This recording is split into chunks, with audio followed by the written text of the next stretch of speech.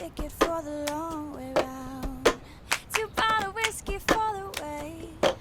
And I sure would like some sweet company. I'm leaving tomorrow, what you say? Shalom 7, le chiffre parfait dans la Bible. Pour ce Bib Mug 7, je vous propose donc un double Bib Mug. Non pas 2 fois plus long, mais réalisé à 2 puisque le Père François me rejoint. Bonjour à tous. Effectivement, il est grand temps de poser quelques questions à notre Big Mugger. Certains ont réagi au Big Mug précédent. Je vais jouer les porte-paroles.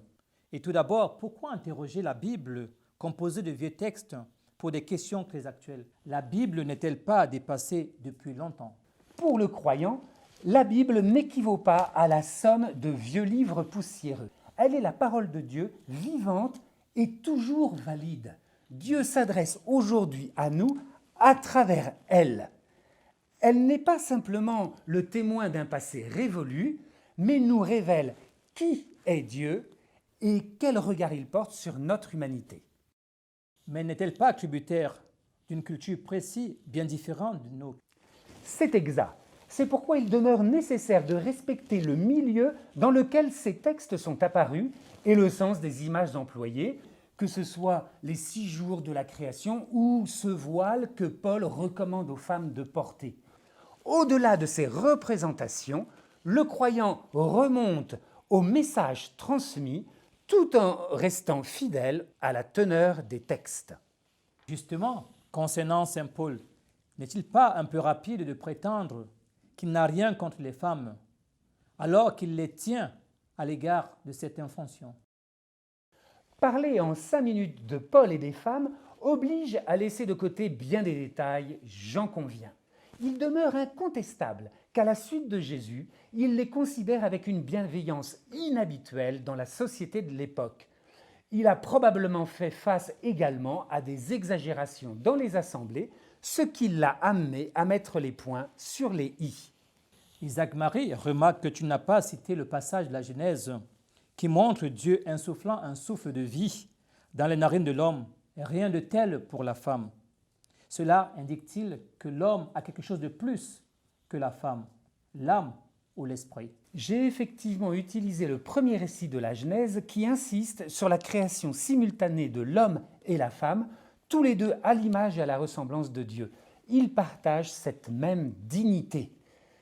Le deuxième récit de la création permet au narrateur de nous présenter un autre message, le besoin que l'homme éprouve d'une associée qui lui soit assortie, la femme.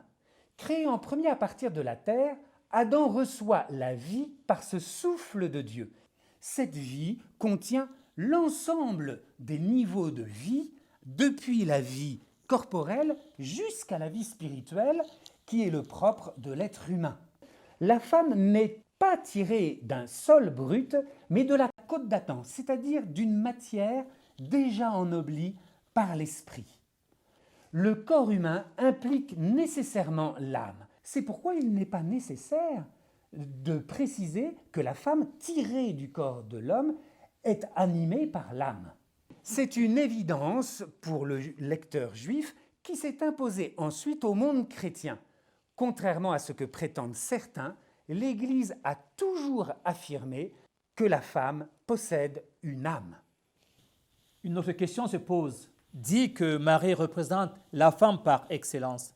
N'est-il pas un peu étroit? La femme d'aujourd'hui doit-elle ressembler à la Vierge Marie? Tout dépend de ce qu'on entend par ressembler.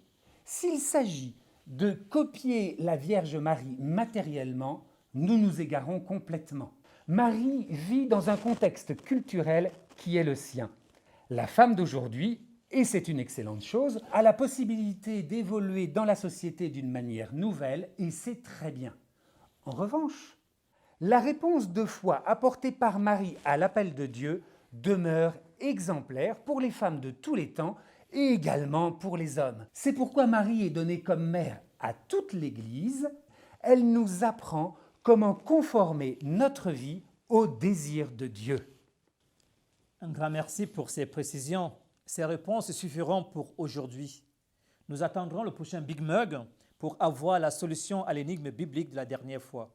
Restez donc connectés À très bientôt sur Big Mug. What you say when I'm gone, when I'm gone, when I'm gone, when I'm gone.